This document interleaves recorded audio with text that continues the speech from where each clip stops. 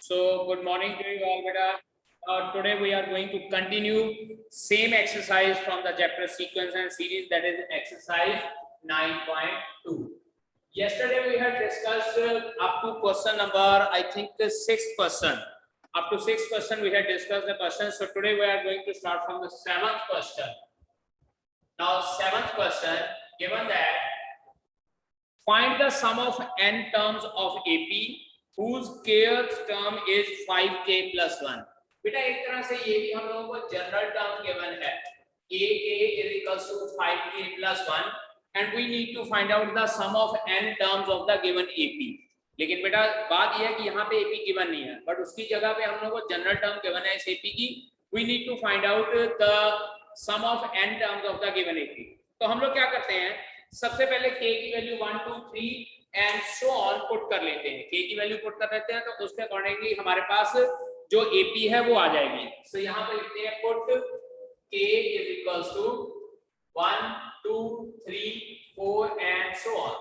इस तरह से डिफरेंट वैल्यूज हम लोग k की पुट करते हैं. सो a1 will become 5 into 1 plus 1, that is 6. a2 will become 5 into 2 plus 1, that is 11. a3 is equals to 5 into 3 plus 1, 16. a4 is equals to 5 into 4 plus 1 and so on is equals to 21.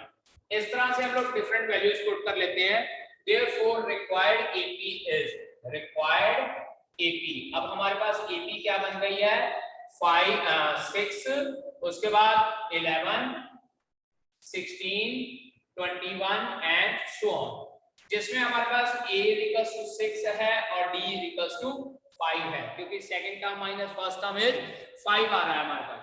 अब इसके बाद we need to find out the sum of n terms of this AP. So Sn is equals to n/2 into 2a plus n minus 1 into d. अब बेटा क्योंकि n terms का सम निकालने को कहा है, so we are going to leave n as it is, लेकिन remaining जो हमारे पास a और d है उनकी वैल्यूज हम लोग पुट कर देते हैं.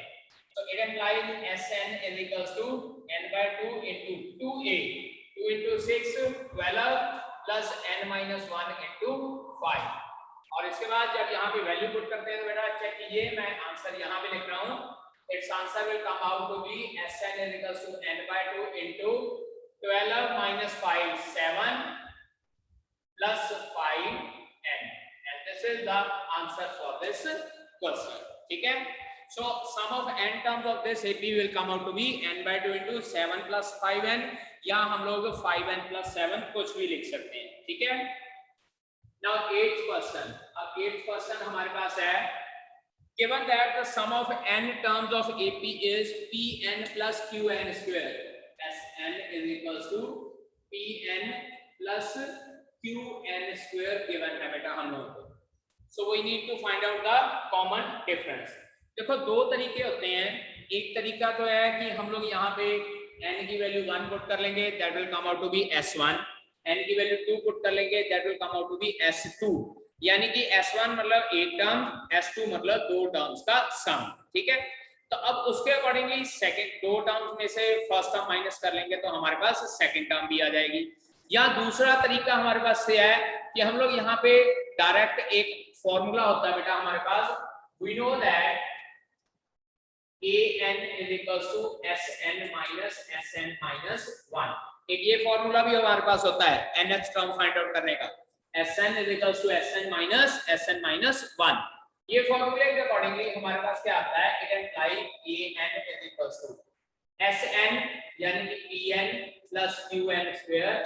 इसमें से मैं माइनस करता हूँ Sn minus 1, मतलब n की जगह पे यहाँ पे n minus 1 पुट कर देना. p into n minus 1 plus q into n minus 1 का होल स्क्वायर. जब इसको खोलेंगे an is equals to pn plus qn square minus, इसको थोड़ा सा सिंपलीफाई कर लेते हैं, pn minus p plus qn square plus q minus 2qn हो जाएगा. a minus b whole square, n minus 1 whole square होता है n square plus 1 minus 2n, और जब q से मल्टीप्लाई होगा n square will become q, 1 will become q और 2n will become minus 2n cube. अब ये सेकंड ब्रैकेट खोलते हैं तो an is equals to pn plus qn square minus pn plus p minus qn square minus q plus 2qn minus qn square plus qn square cancel out, pn plus का pn minus का cancel out हो जाएगा. So an will become p minus q plus 2qn. ये आ गई मेरे पास nth term. अब यहां से हम लोग फर्स्ट और सेकंड टर्म निकाल लेते हैं, फिर दोनों को माइनस करके हम लोग कॉमन डिफरेंस निकाल लेंगे, क्योंकि इस क्वेश्चन मुझे कॉमन डिफरेंस फाइंड आउट करने को कहा है.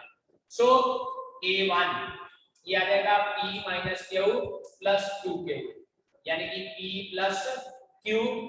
उसके बाद a2 it will become p minus q और यहाँ 2 पुट कर देना है 4q. ठीक है. So it will become p plus 3q. अब यहाँ पे a1 आ गया p plus q, a2 आ गया p plus 3q. It implies d is equals to a2 minus a1, because in this question we need to find out the common difference. So d is equals to, इसमें से इसको subtract करेंगे, p और p cancel out हो जाएगा, 3q में से q minus करेंगे and we will get as 2q as our answer for this question. Okay students, please note it down. Question number 9, very important question beta, 9th question. Given that in this question it is given that the sums of n terms of two arithmetic progressions, दो arithmetic progression given है, उनके sum of n terms की ratio 5n plus 4 ratio 9n plus 6 given है. We need to find out the ratio of their 18th term. बेटा ध्यान रखिएगा, ratio जो दी हुई है वो सम ऑफ n टर्म्स की गिवन है and we have to find out the ratio of their 18th term. Start करते हैं. Let the two APs be दो अरिथमेटिक प्रोग्रेशन कौन सी है, एक कंसीडर कर लेते हैं a plus d, a plus 2d, a plus 3d and so on.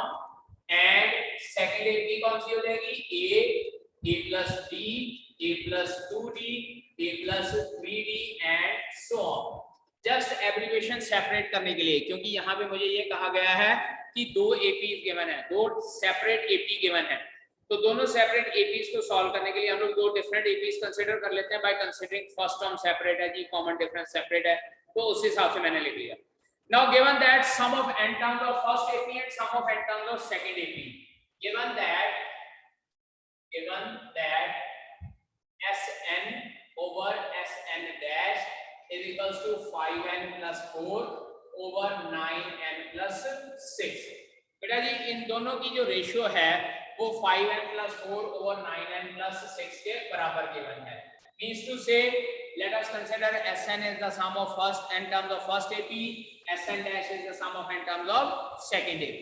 अब इसके बाद फॉर्मूला अप्लाई करते हैं.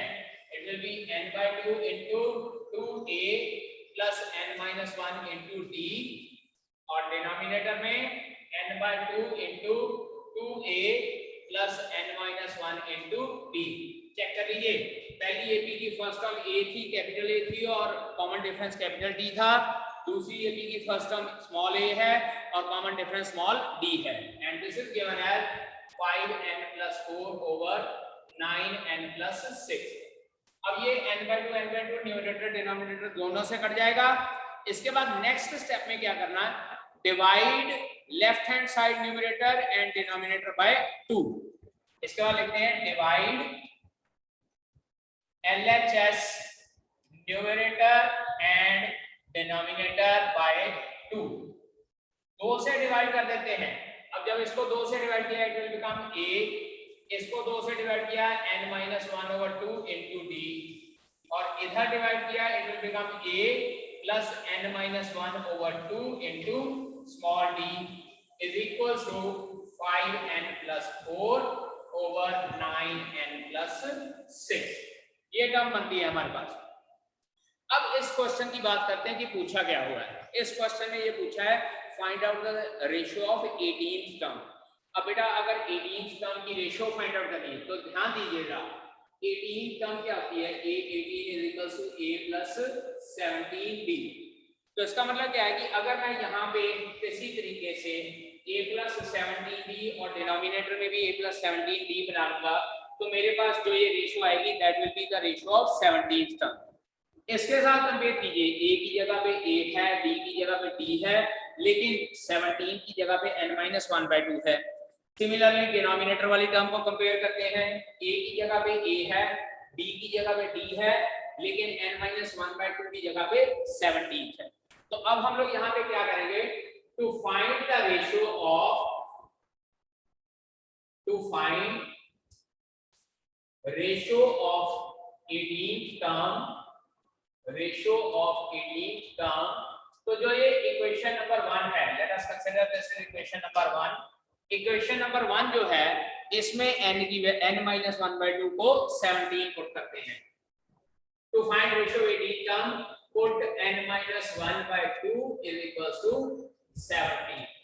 इसको सॉल्व करेंगे, ये 2 मल्टीप्लाई हो गया 34 और 1 उधर जाके ऐड हो जाएगा, सो n is equals to 35 आ जाएगा। तो therefore put in equation number 1, जो n की वैल्यू 35 है इसको फर्स्ट इक्वेशन में पुट कर देना है।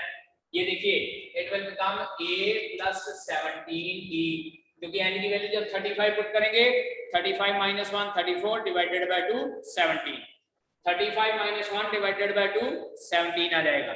So a plus 17b over a plus 17b is equals to, अब n की वैल्यू 35 आई है तो दूसरे वाले में पुट कर देते हैं हम लोग। So it will be 5 into 35 plus 4 divided by 9 into 35 plus 6। Now see here, ये मेरे पास 18 टर्म है फर्स्ट एपी की और ये 18 टर्म है सेकंड एपी की। So I can write down a18 over small a18 is equals to 35 5 का 175 plus 4 179 and 35 9 का 315 plus 6 will get here as 321। Therefore ratio of 18th term will be equals to 179 ratio 321।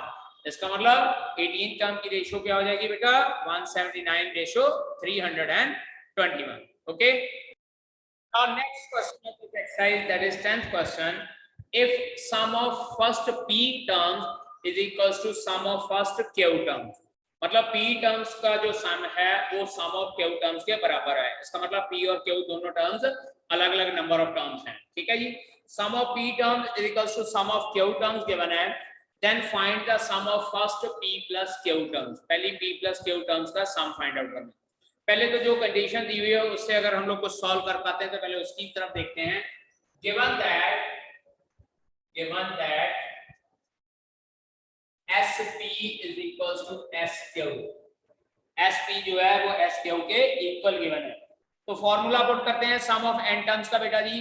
sp it will become p by 2 into 2a plus p minus 1 into d is equals to n by 2 into 2a plus n minus 1 into d। दोनों side से denominator से 2 cut जाएगा।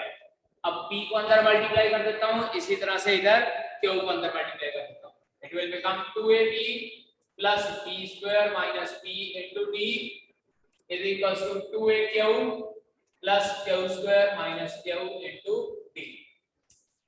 अब इसके बाद right hand side की सारी terms उठा के लेफ्ट हैंड साइड पे ले जाते हैं, मींस टू से सारी टर्म्स एक ही साइड पे कर लेते हैं। So it will become 2ab minus 2aq, देखिए इधर जाके माइनस हो जाएगा, plus p square minus p into d minus q square minus q into d is equals to 0 and this will become equals to, देखिए यहां से 2a common निकलता है, अंदर रह जाएगा p minus q प्लस, अब यहां से देखिए p square minus p minus q square plus q into d, d common निकल गया। अब इसके बाद this is 2a into p minus q plus p square minus q square minus p plus q, जो q square है बेटा उसको आगे ले गया हूं, थोड़ा सा रीअरेंजमेंट कर रहे हैं। 2a into p minus q plus यहाँ पे बेटा फॉर्मूला लगाया a square minus b square का, p square minus q square will become p minus q into p plus q, इन दोनों में से -1 कॉमन निकाल लेते हैं, अंदर रह जाता है p minus q into d is equals to 0। अब यहाँ पे देखिए पूरी की पूरी टर्म में से p माइनस क्यू कॉमन निकल रहा है, यहाँ पे भी निकल रहा है, यहाँ पे भी निकल रहा है, यहाँ पे भी निकल रहा है। सो मैं p माइनस क्यू कॉमन निकाल लेता हूँ। This will become p minus Q into 2a plus 2a plus यहाँ देखिए 2a नहीं, यहाँ पे बच गया ठीक है, पहली टर्म में से 2a निकलेगा प्लस, अब यहाँ से जब p माइनस क्यू निकला तो p प्लस क्यू बच गया, और यहां से p माइनस क्यू निकला तो -1 बच गया into d is equals to 0। अब देखिए दो टर्म्स की मल्टीप्लिकेशन 0 है, एक है p माइनस क्यू और एक है ये सारी टर्म, तो इसका मतलब क्या हो जाएगा, either p minus q is equals to 0 और 2a plus p plus q -1 into d is equals to 0। या तो p माइनस क्यू 0 हो जाएगा या 2a plus p plus q -1 into d 0 होगा। बट अगर p minus q equals to 0 हो गया तो इट अप्लाइज p इक्वल्स टू q, तो इसको रिजेक्ट कर देना है। क्यों? p इक्वल्स टू q नहीं आ सकता, हम लोग को ये कहा गया कि दोनों डिफरेंट टर्म्स हैं, मींस टू से क्योंकि स्टार्टिंग में गिवन था सम ऑफ फर्स्ट p का term is equals to sum of first q term, तो इसका मतलब p और q दोनों सेपरेट हैं, सो ये इक्वल नहीं आ सकते। तो इसका मतलब क्या हो गया, इट अप्लाइज जो ये टर्म है 2a plus b plus q -1 into d is equals to 0। ये हमारा थोड़ा सा रिजल्ट कुछ बन गया। अब इसके बाद बात करते हैं, हम लोगों को ये पूछा गया है कि find out sum of p plus q terms. First p plus q terms का सम फाइंड आउट करना है। Now s of p plus q terms, बेटा सम ऑफ n टर्म्स का formula n/2 into 2a plus n-1 into d, ये फार्मूला है ना, तो ये फार्मूला हम लोग अप्लाई करेंगे। Sn is equals to n/2 into 2a plus n-1 into d। अब इसके बाद इसको सॉल्व करते हैं बेटा, इट विल बिकम, देखिए ये हो जाएगा n/2 into 2a plus n कितना था p plus q -1 into d। अब यहाँ पे बता देखिए equation number 1 2a plus p plus q -1 into d, इसका आंसर हमारे पास कितना आया हुआ है 0। So will be putting here 2a plus p plus q -1 into d is equals to 0, लिखेंगे using 1, it implies using 1 s p plus q is equals to p plus q over 2 multiplied by 0, that is 0. So if sum of first p terms is equals to sum of first q term, then the sum of first p plus q terms will always be equals to 0. Now this question, ये question जो हम लोगों ने किया है, इतना सारा lengthy question किया है, लेकिन ये क्वेश्चन बेटा 1 मार्क में भी पूछा जा सकता है। मैं फिर से रिपीट कर रहा हूँ, सिंपल 1 मार्क में पूछा जा सकता है। If sum of p terms of an AP is equals to sum of q terms of an AP, what will be the sum of p plus q terms? तो answer 0। Generalise तौर पे भी पूछ सकते हैं, या सिंपल इस तरह से भी लिखा जा सकता है कि sum of 7 terms of AP is equals to sum of 11 terms, what will be the sum of 18 terms? 11 plus 7, that is p plus q, so 11 plus 7 18 terms is equals to 0 हो जाएगा। Okay, now let us discuss question number 11. In 11th term, it is given that in 11th question sum of first p, q and r terms of an AP is small a, small b and small c. SP, sum of p terms is equals to a, sum of q terms is equals to b, sum of r terms is equals to c. ठीक है, it implies, अब यहाँ पे मैं formula लगा रहा हूँ, p/2 into 2a plus p-1 into d is equals to small a। यहाँ पे बेटा कैपिटल A इसलिए लिया हुआ है क्योंकि स्मॉल a मेरे पास ऑलरेडी आ चुका है, तो थोड़ा सा कंफ्यूजन से बचने के लिए हम लोग यहाँ एब्रिविएशन डिफरेंट ले लेते हैं।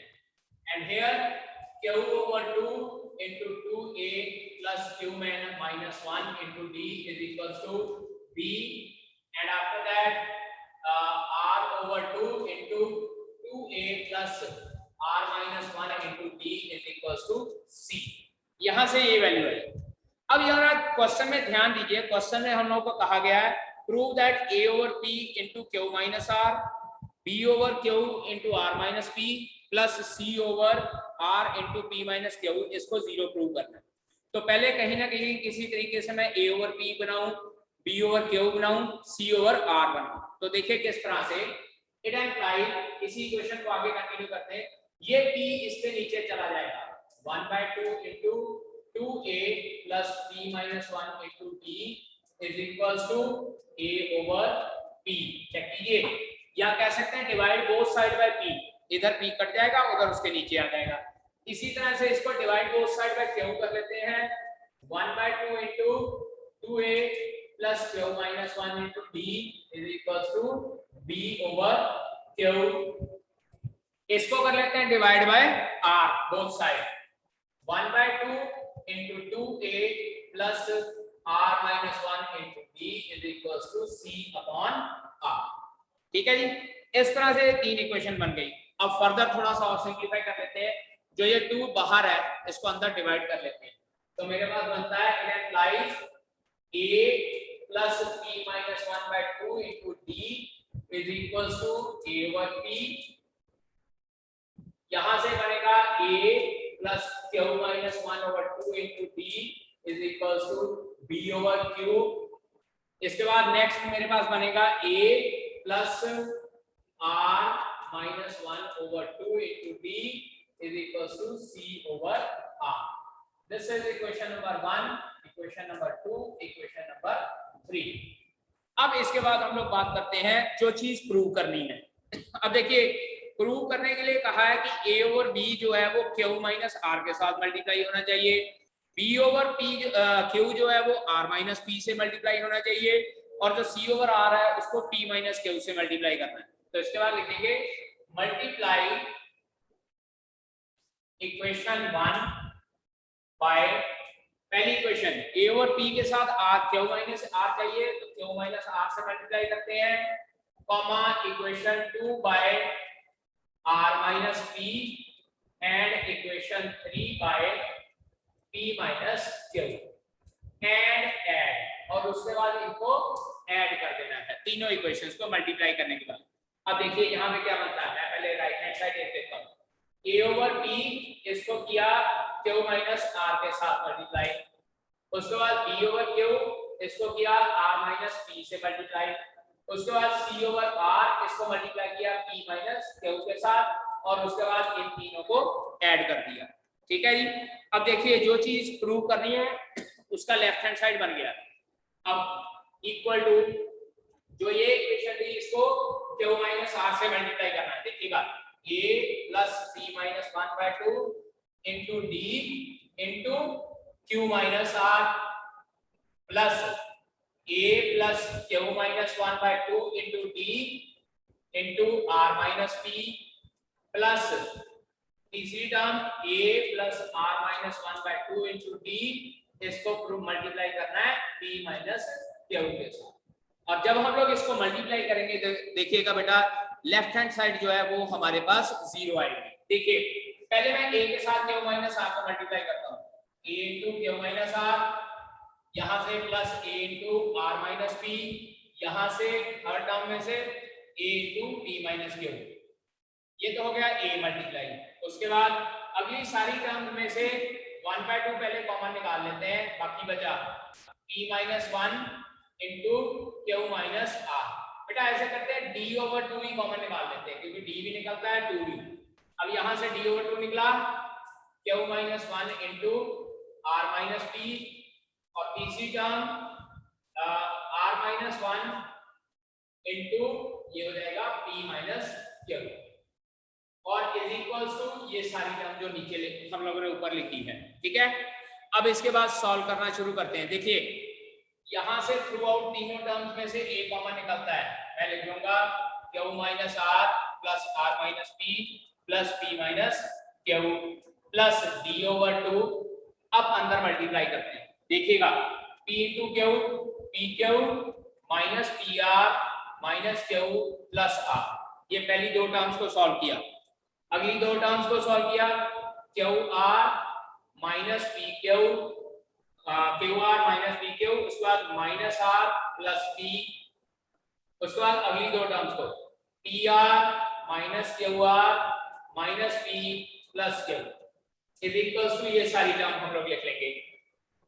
क्यू प्लस का क्यू माइनस का कट गया, पी प्लस का पी माइनस का कट गया, आर प्लस का आर माइनस का कट गया। सो 0 इंटू ए इंटू 0 हो गया plus d by 2 into, check कीजिए, पी क्यू प्लस का और ये पी क्यू माइनस का कट गया, पी आर माइनस का और ये पी आर प्लस का कट गया, आर प्लस का और ये आर माइनस का कट गया, क्यू आर प्लस का क्यू आर माइनस का, similarly minus q plus p minus p, सारी की सारी टर्म्स कट गई हैं and the resultant answer is 0 which was equals to क्या था, a over p into r minus q minus r plus b over q into r minus p plus c over r into p minus q। अब बेटा जी यही हम लोगों ने इस question में प्रूव करना था, ठीक है। कैलकुलेशन थोड़ी बड़ी है बेटा, इसको थोड़ा ध्यान से नोट कीजिएगा सो दैट आपकी कहीं कोई गड़बड़ ना हो जाए, ठीक है। सो स्टूडेंट 11 तक क्वेश्चन हम लोगों ने आज ट्राई कर लिए हैं एक्सरसाइज 9.2 के। रिमेनिंग क्वेश्चन हम लोग फिर कल ट्राई करेंगे नेक्स्ट लेक्चर में। फिलहाल आप लोग ये क्वेश्चन नोट कर लीजिए।